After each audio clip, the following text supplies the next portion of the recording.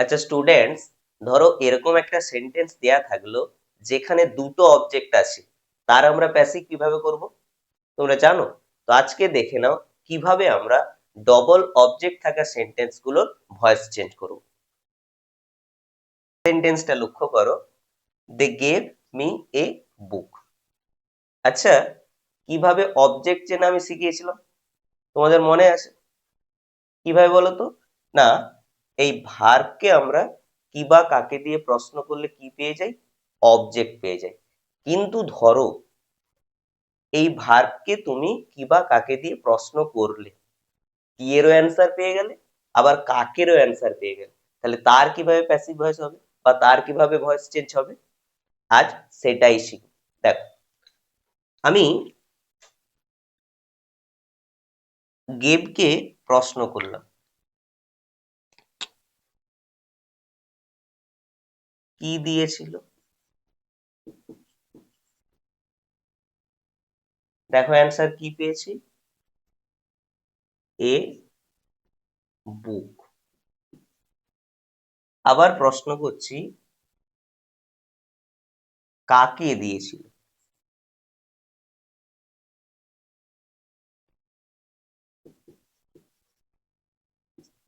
দেখো অ্যান্সার কি পাবো, মি। অ্যান্সার কি পেলাম, মি। তাহলে এ বুক একটা অবজেক্ট, আবার মি একটা অবজেক্ট। এবার তোমাদের যেটা ডাউট থাকে যে দুটো অবজেক্ট তো পেলাম, তাহলে যে কোনো একটাকে তো সাবজেক্ট করতে হবে, তাহলে কোনটাকে সাবজেক্ট করব, তাই না? কারণ আমরা কি জানি যে অ্যাক্টিভ থেকে প্যাসিভের সময় মেন যে রুলটা সেটা কি, অবজেক্টটা হয়ে যাবে সাবজেক্ট, সাবজেক্টটা হয়ে যাবে অবজেক্ট। তাহলে এই যে এ বুক আর মি, কোনটা সাবজেক্ট হবে, তাই তো? দেখো, দুটোকেই সাবজেক্ট ধরে কিন্তু ভয়েস চেঞ্জ করা যায়। তুমি কখনো মিকে সাবজেক্ট ধরেও করতে পারো, আবার এ বুককে সাবজেক্ট ধরেও করতে পারো। কিন্তু মোস্ট পারফেক্ট কোনটা হবে সেটা বলছি। দেখো, যখন দুটো অবজেক্ট থাকবে, একটাকে বলবো আমরা ডাইরেক্ট অবজেক্ট, আরেকটাকে বলবো আমরা ইনডাইরেক্ট অবজেক্ট।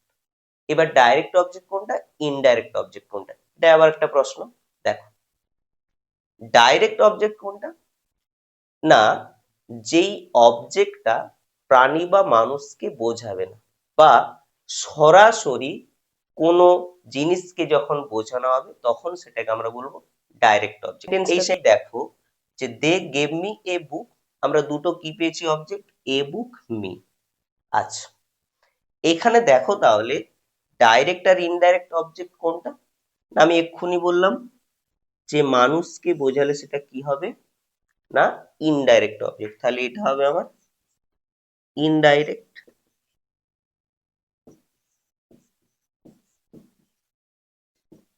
আর যেটা প্রাণী বা মানুষকে না বুঝিয়ে অন্য কিছু বোঝাবে সেটা কি হবে, ডাইরেক্ট অবজেক্ট। তো এটা কি হবে আমার, না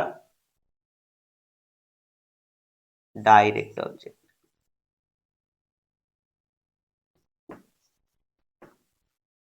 বোঝা গেল?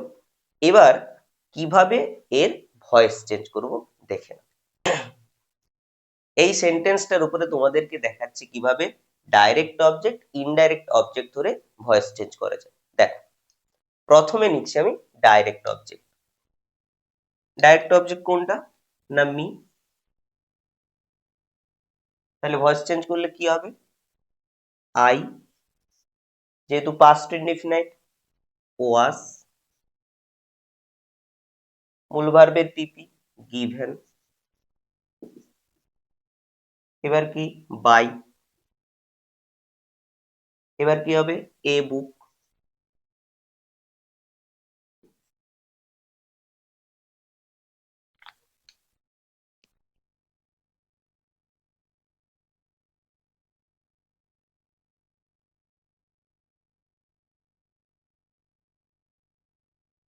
তাহলে ডাইরেক্ট অবজেক্টকে ধরলে, তাহলে ডাইরেক্ট অবজেক্টকে ধরে ভয়েস চেঞ্জ করলে কেমন হবে?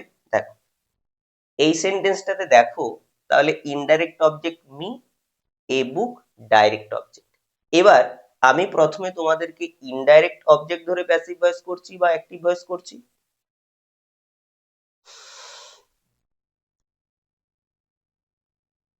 তাহলে এই সেন্টেন্সটাতে মি একটা অবজেক্ট, এ বুক একটা অবজেক্ট। আমরা দেখেও নিয়েছি মি হচ্ছে ইনডাইরেক্ট অবজেক্ট, এ বুক হচ্ছে ডাইরেক্ট অবজেক্ট। প্রথমে আমি ইনডাইরেক্ট অবজেক্টকে ধরে ভয়েস চেঞ্জ করছি, তারপর ডাইরেক্ট অবজেক্টকে ধরে ভয়েস চেঞ্জ করতে গিয়ে কোথায় তোমরা ভুল করো সেটাও দেখো। তাহলে প্রথম ইনডাইরেক্ট অবজেক্ট মি, দেখো এখানে মি হচ্ছে ইনডাইরেক্ট অবজেক্ট, তাহলে মি আমার সাবজেক্ট হবে আই, যেহেতু এটা পাস্ট ইনডিফিনিট তাহলে কি হবে ওয়াজ। এরপর কি মূল ভার্বের পিপি, তাহলে given a book by them. তাহলে এটা হলো আমার ইনডাইরেক্ট অবজেক্টকে ধরে ভয়েস চেঞ্জ। এবার দেখো ডাইরেক্ট অবজেক্টকে ধরে, এ বুক, এরপরে হবে ওয়াজ, মূল ভার্বের পিপি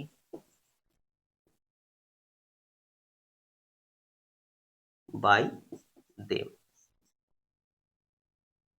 আচ্ছা দেখো এই যে a book was given me by them, এই সেন্টেন্সটা কারেক্ট না ইনকারেক্ট বলো তো?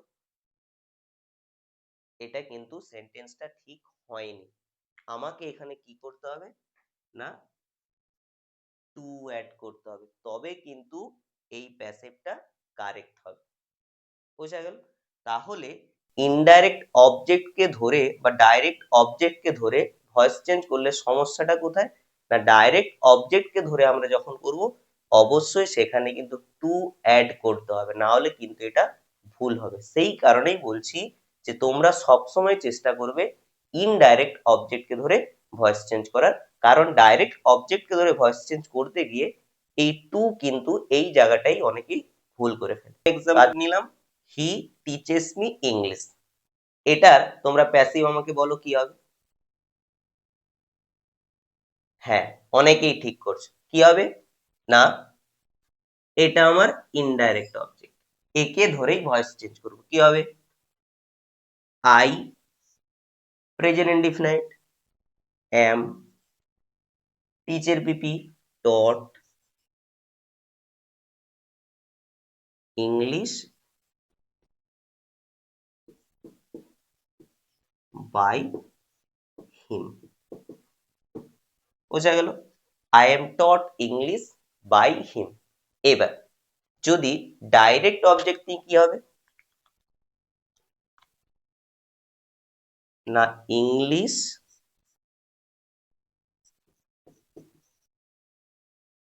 Is taught me by him। বলো সেন্টেন্সটা ঠিক না ভুল? হ্যাঁ কোথায় ভুল না এখানে আমাকে কি দিতে হবে টু দিতে হবে, এখানে কি দিতে হবে টু দিতে হবে, তাহলে কিন্তু সেন্টেন্সটা কারেক্ট হবে। শিখে গেলাম ডবল অবজেক্ট থাকা সেন্টেন্স গুলো কিভাবে আমরা ভয়েস চেঞ্জ করব। পরের ক্লাসে আমরা শিখবো অবজেক্ট নেই এরকম সেন্টেন্সের ভয়েস চেঞ্জ কিভাবে করব।